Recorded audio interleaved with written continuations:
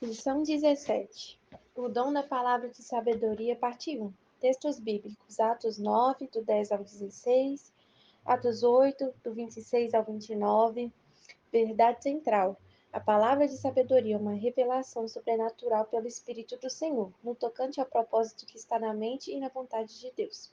Ao estudarmos os 9 dons do Espírito, vemos que as Escrituras declaram nitidamente que todos eles funcionam assim. Um só e o mesmo Espírito opera todas essas coisas, repartindo particularmente a cada um como quer. 1 Coríntios 12, 11.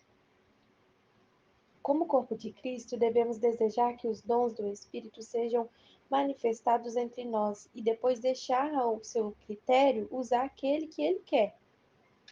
O Espírito Santo não usará cada indivíduo da mesma maneira. O Senhor enfatizou que ele distribui a cada um conforme ele quer. Por isso, devemos permanecer receptivos diante do Altíssimo e deixar que sua vontade seja feita, inclusive na distribuição e manifestação dos dons espirituais. Entraremos em apuros se desejarmos fazer algumas dessas coisas por conta própria. Os cristãos não terão todos os dons do Espírito em manifestação, pois a Bíblia diz, porque a um é dado mediante o Espírito a palavra de sabedoria e a outro, segundo o mesmo Espírito, a palavra de conhecimento. Fica bem claro, portanto, que nem todos os dons são dados igualmente a todas as pessoas. Como a Igreja de Cristo, portanto, desejamos essas manifestações e permitamos que o Espírito Santo se manifeste em nosso meio conforme ele quer. Quanto a este texto, a um é dado mediante o Espírito a palavra de sabedoria e outro, segundo o mesmo Espírito, a palavra de conhecimento. Os indivíduos, às vezes, chamam essas manifestações de dons. Isso não é correto, no entanto. Devemos dar a eles o nome que a Bíblia lhes dá. Caso contrário, ficaremos confusos. Se alguém chamar cachorros de gatos, poderá causar confusão. O texto bíblico não fala a respeito de um entendimento das coisas no sentido geral, mas sim da palavra da sabedoria e a palavra do conhecimento. Deus possui toda a sabedoria e todo o conhecimento. O Altíssimo sabe de tudo, mas nunca revela aos seus filhos tudo quanto sabe. O Criador simplesmente dá-lhes uma palavra daquilo que está à sua mente. Uma palavra é uma parte fragmentária da frase, e isso é o mesmo que acontece com a sabedoria. Não é o dom da sabedoria, é o da palavra da sabedoria que o Pai revela ao homem. Apenas a parte que ele quer que o homem ou a mulher saiba. Se, por exemplo, você precisasse de conselhos jurídicos, teria de chamar um advogado. Mas esse profissional não lhe transmitiria todas as informações jurídicas que ele possui, porque o cliente não necessitaria da totalidade delas. Ele apenas iria dar-lhe uma parte ou uma palavra da sabedoria jurídica necessária ao seu caso específico. A palavra do conhecimento é uma revelação sobrenatural pelo Espírito de Deus a respeito de certos fatos de sua mente relacionados com pessoas, lugares ou objeto. A palavra da sabedoria é uma revelação sobrenatural pelo mesmo Espírito no tocante ao plano divino. A diferença entre esses dois dons é que a revelação da palavra do conhecimento é sempre para o presente ou de alguma coisa que aconteceu no passado. A palavra da sabedoria, por outro lado, estará sempre ligada ao futuro. A palavra da sabedoria e a palavra do conhecimento frequentemente operam juntas. Ao ensinarmos a respeito desses dons, usualmente fazemos divisão entre eles e lidamos com eles separadamente. No entanto, geralmente operam juntos. Por exemplo, conforme indicamos na lição 15, quando o Senhor falou a João na ilha de Patmos, foi na forma de uma visão. Jesus apareceu a João e contou-lhe a respeito da condição de 7 igrejas da Ásia Menor naquele tempo. O entendimento a respeito da condição dessas igrejas foi uma manifestação da palavra do conhecimento. Depois o Senhor passou a dar a João uma palavra de sabedoria. Cristo instruiu cada igreja quanto àquilo que deveriam fazer no futuro de acordo com o seu propósito para cada uma delas. Vemos outro exemplo desses dois dons operando juntamente no caso de um leigo, Ananias. Atos 9, do 10 ao 16, está escrito assim: E havia em Damasco um certo discípulo chamado Ananias. E disse-lhe o Senhor essa visão: Ananias, ele respondeu: Eis-me aqui, Senhor. E disse-lhe o Senhor: Levanta-te e vá à rua chamada direita e pergunta em casa de Judas por um homem de Tarso chamado Saulo, pois eis que ele está orando. E numa visão ele viu que entrava um homem chamado Ananias e punha sobre ele a mão para que tornasse a ver. E respondeu Ananias: Senhor, de muitos ouvi acerca deste homem, quantos males tem feito aos teus santos em Jerusalém. E aqui tem poder dos principais dos sacerdotes para prender a todos os que invocam o teu nome. Disse-lhe, porém, o Senhor: Vai, porque este é para mim um vaso escolhido para levar o meu nome diante dos gentios e dos reis e dos filhos de Israel. E lhe mostrarei quanto deve padecer pelo meu nome. Nesse texto, nesse trecho bíblico, percebemos que tanto os dons da palavra do conhecimento quanto da palavra da sabedoria estão em operação. O Senhor informou Ananias onde devia procurar Saulo e que este, ao orar, tivera uma visão. O pai até mesmo contou a Ananias o endereço exato e o nome da pessoa a procurar.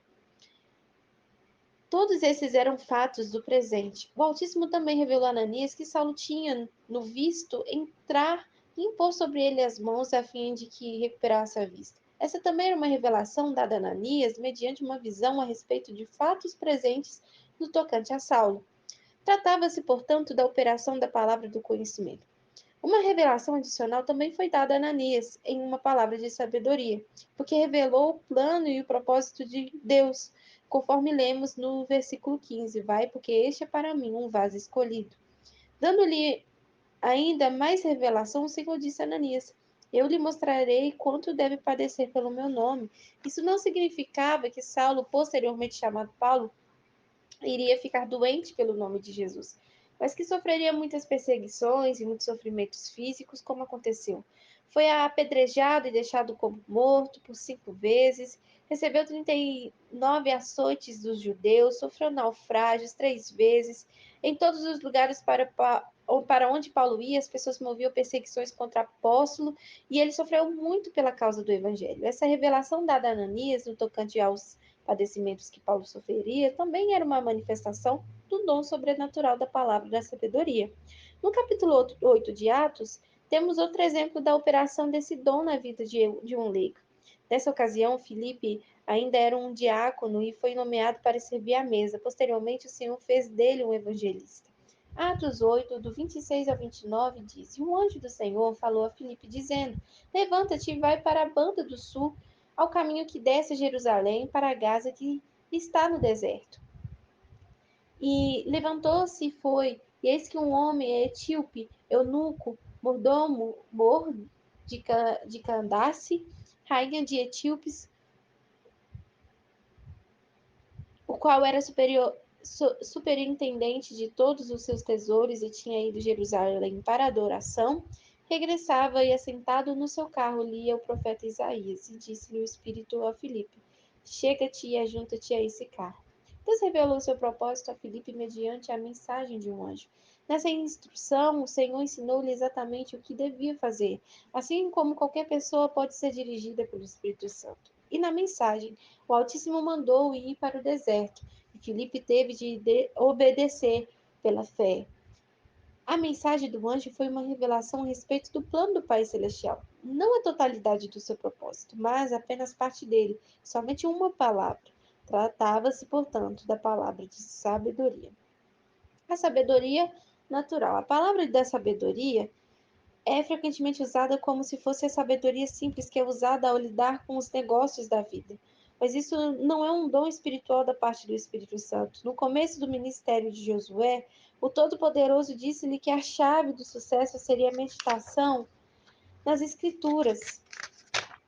Não se aparte da tua boca o livro desta lei, antes medita nela de dia e de noite, para que tenhas cuidado de fazer conforme tudo quanto nele está escrito, porque então farás prosperar o teu caminho, e então prudentemente te conduzirás. Josué 1:8.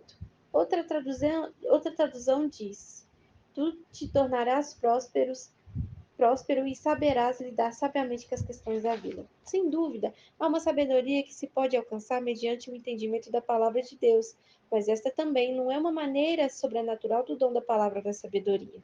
Algumas pessoas acham que a sabedoria de Salomão era uma manifestação sobrenatural, mas não era. Essa capacidade foi dada a ele pelo Pai Celestial. O mesmo tipo de sabedoria é prometida a nós em Tiago 1,5.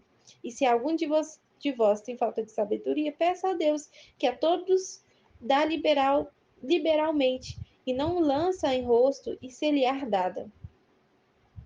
A sabedoria a qual Tiago se refere é que pode ser usada para lidar sabiamente com as questões da vida, para saber como se comportar como cristão. O Pai não promete, não nos, o Pai nos promete que esse saber está à disposição de quem o pedir, pois Deus realmente pode nos dar, mas ainda não é manifestação sobrenatural da palavra da sabedoria. Ao escrever aos cristãos, Tiago explicou que se alguém necessitar de sabedoria, deverá pedi-la a Deus. Paulo, porém, orientou no texto em estudo, porque a um pelo Espírito é dada a palavra de sabedoria, não a todos, mas a um. Compreendemos então que nem todos terão essas manifestações. O apóstolo diz ainda que as manifestações dos dons sobrenaturais do Espírito Santo são dadas somente segundo a determinação do seu Espírito. Quando Deus quiser revelar sua própria mente e o seu propósito a um homem de modo sobrenatural, ele o fará mediante a palavra da sabedoria. E esse dom deve ser distinguido da sabedoria geral aplicada aos assuntos da vida, uma habilidade que o Senhor dará a todos que lhe pedirem. Texto para memorizar, porque a um pelo Espírito é dada a palavra de sabedoria. 1 Coríntios 12, 8.